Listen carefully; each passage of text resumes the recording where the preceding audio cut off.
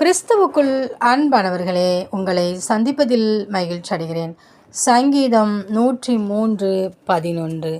பூமிக்கு வானம் எவ்வளவு உயரமாய் இருக்கிறதோ, அவருக்கு பயப்படுகிறவர்கள் மேல் அவருடைய கிருபையும் அவ்வளவு பெரிதாய் இருக்கிறது. பிரியமானவர்களே, நம் தேவனாகிய கர்த்தர் நம் ஒவ்வொருவர் மீதும் அவருடைய கிருபையும் இரக்கத்தையும் வைத்திருக்கிறார். அவருடைய இரக்கம் இல்லாமல், அவருடைய கிருபை இல்லாமல் நாம் இந்த உலகில் வாழ முடியாது. அதனால் தான் என் ஆத்துமாவே கர்த்தரை ஸ்தோத்திரி என்று சொல்லி ஒவ்வொரு நாளும் நாம் நம் ஆத்துமாவை கர்த்தரை ஸ்தோத்திரிக்க சொல்லுகிறோம். அவ்வாறு நாம் ஸ்தோத்தரிக்கும் போது தேவனாகிய கர்த்தர் நம்முடைய அக்கிரமங்களை எல்லாம் மன்னித்து நம் நோய்களை அவர் குணமாக்குகிறார். நம்முடைய பிராணனை உலகத்தினுடைய எல்லா அழிவுக்கும் விலைக்கு மீட்டு கிருபையினாலும் இரக்கங்களினாலும் முடிசூட்டுகிறார்.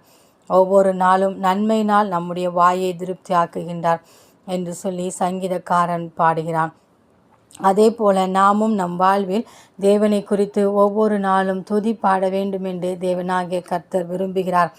எனவே அவர் நம்மேல் வைத்திருக்கிற அவருடைய கிருபை வானம் எவ்வளவு உயரமாய் இருக்கிறதோ அதைவிட மேலாக அவருடைய கிருபை நமக்கு பெரிதாய் ஒவ்வொரு நாளும் கடந்தொருகிறபடியால் நம்மால் இந்த உலகில் வாழ முடிகிறது. எனவே ஒவ்வொரு நாளும் அதிகாலையிலே புதிதாய் இருக்கிற அவருடைய கிருபைக்காக கெஞ்சி அவருடைய பாதத்திலே காத்திருப்போம். எண்ணிலடங்காத நன்மைகளை தேவனிடத்திலிருந்து பெற்றுக்கொள்வோம். அந்த தேவனின் அன்பு கரங்களை நாம் பற்றி கொண்டு அவரோடு கூட வாழ்வோம். ஆமேன்.